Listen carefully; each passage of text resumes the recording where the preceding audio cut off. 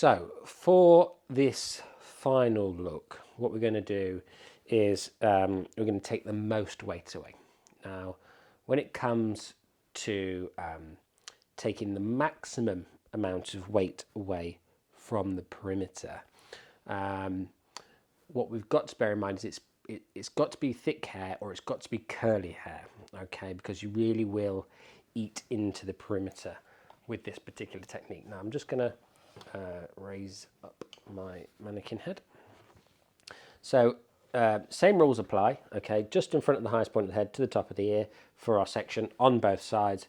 We're going to take a vertical section down the centre back once again, okay?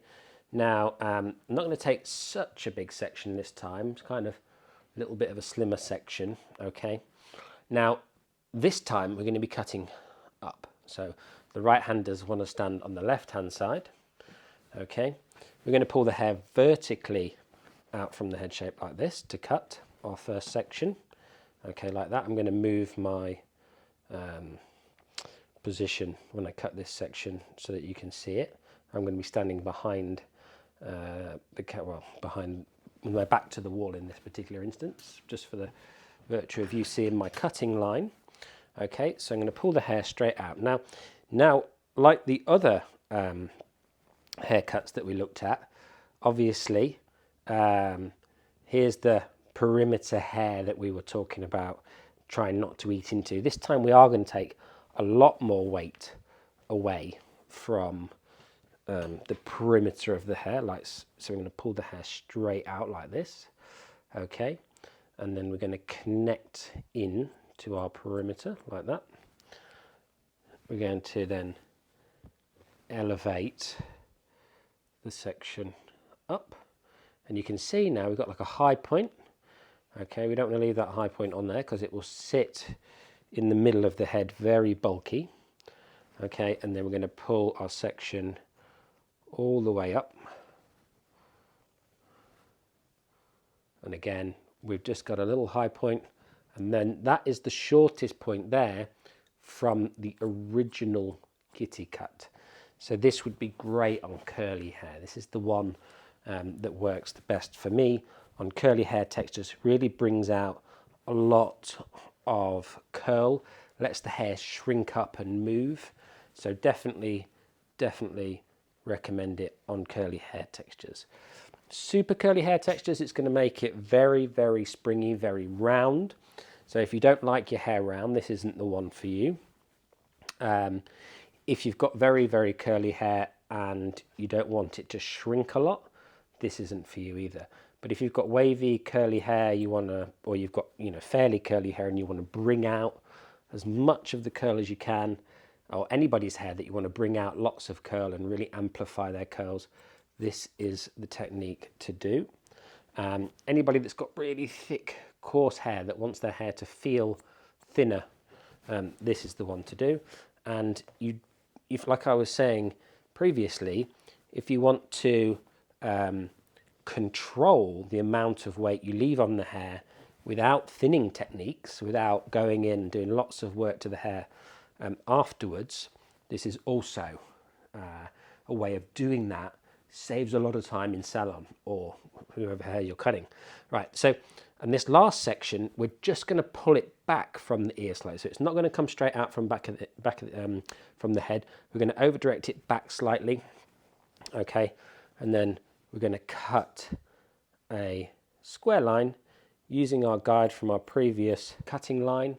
There's our high point, take that off, and then just our top section here, just a little high peak, if you like, there to take off. So very, very simple, very easy, and that's really going to create a nice rounded fluid shape. We do exactly the same thing on this opposite side. I'm going to remain on the left hand side of the client for this haircut as I am right-handed, but if you are left-handed, I recommend you stand on the opposite side because it's always easier, in my opinion, to cut up and round rather than down and round.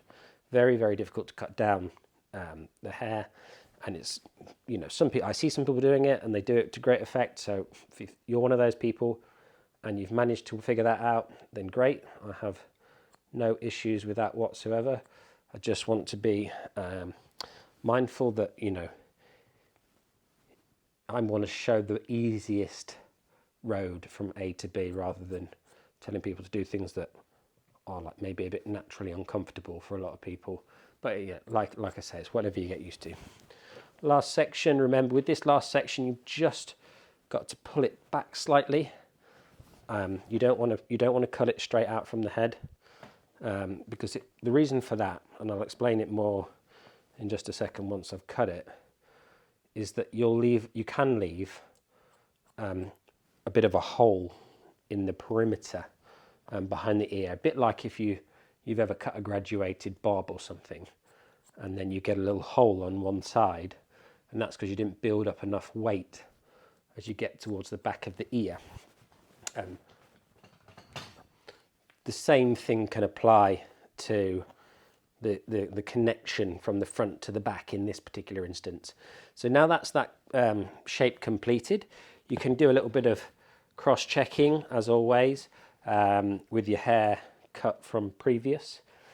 We haven't changed anything about the kitty cut. We haven't changed anything about the fundamental haircut in any of these layering techniques.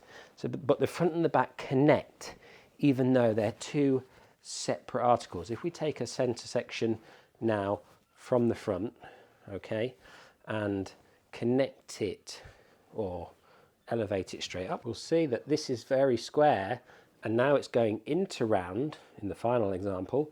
You know, the second example would have been very square through here, and the third example would have left all the length out here. But if we look at the front where all the shape is, and I'll have to be on the opposite side for this, so I'll just spin it around.